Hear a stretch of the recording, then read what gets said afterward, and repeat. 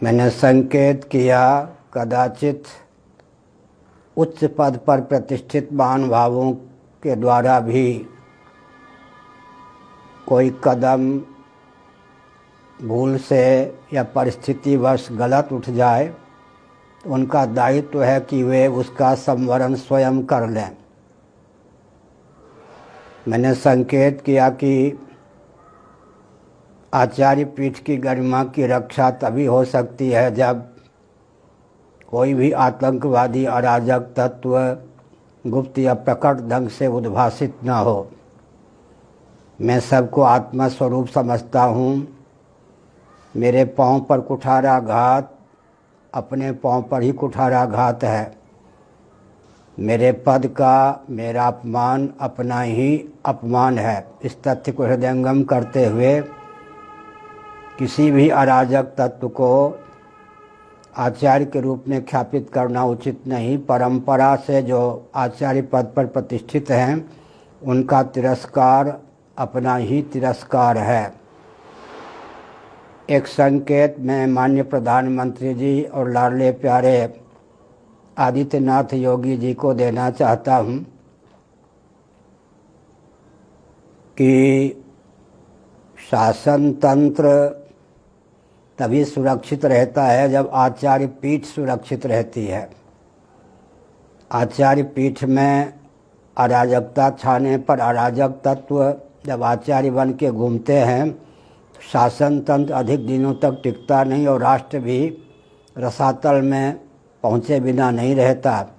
इस तथ्य को हृदयंगम करके सबके प्रति लाड़ प्यार चाव भाव से मैं कहता हूँ, अगर कोई व्यक्ति किसी से प्रेरित होकर स्वयं को आचार्य के रूप में ख्यापित कर रहा है तो अभी मेरा लाडला प्यारा है।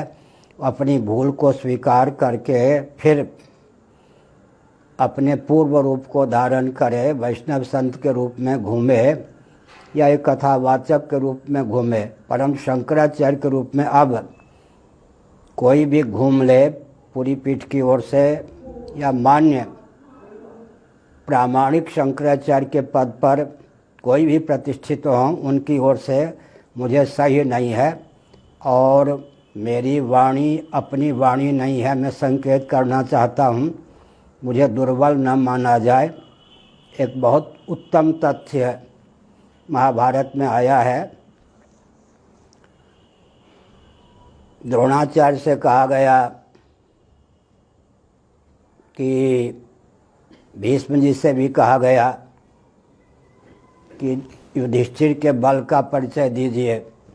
सेना का परिचय देने के बाद कहा कि केवल युधिष्ठिर ही सेना के सहित दुर्योधन आदि को नष्ट करने में समर्थ हैं। कदाचित युधिष्ठिर जी शाप दे दें तो दुर्योधन और उनके पक्षधर कोई भी सुरक्षित नहीं रह सकते। लेकिन मैं बहुत धैर्यपूर्वक कहता हूँ, पीठ के साथ खिलवाड़ उचित नहीं, राष्ट्र के साथ खिलवाड़ है। यह मान्य जो भी प्रधानमंत्री मुख्यमंत्री हों, किसी भी पार्टी के कोई हितैषी हों, पूरे भारत में निवास करने वाले, विश्व में निवास करने वाले इस गरिमापूर्ण पद को जो तिरस्कृत करते हैं वे विश्व के लिए कलंक हैं, अपने माता पिता को भी कलंकित करने वाले हैं। ऐसे तत्व का निराकरण शीघ्र होना चाहिए, उन्हें सन्मार्ग पर लाने का प्रयास करना चाहिए। माननीय श्री मोदी जी, आदित्यनाथ जी, बहुत अच्छा आपको अवसर प्राप्त है। अराजक तत्व का दमन करके आप स्वर्णिम इतिहास प्रस्तुत कर सकते हैं। अन्यथा बहुत से व्यक्ति गद्दी पर आते हैं जाते हैं, इतिहास उनका कलंकित हो जाता है।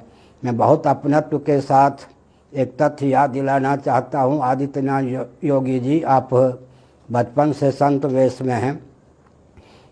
उत्तर प्रदेश के किसी मुख्यमंत्री ने आपको यातना दी थी, याद है? उस समय केवल मैंने आपका साथ दिया था।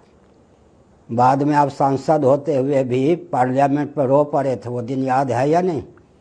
विश्व में कोई भी आपके दल के व्यक्ति भी आपका साथ देने वाला नहीं था।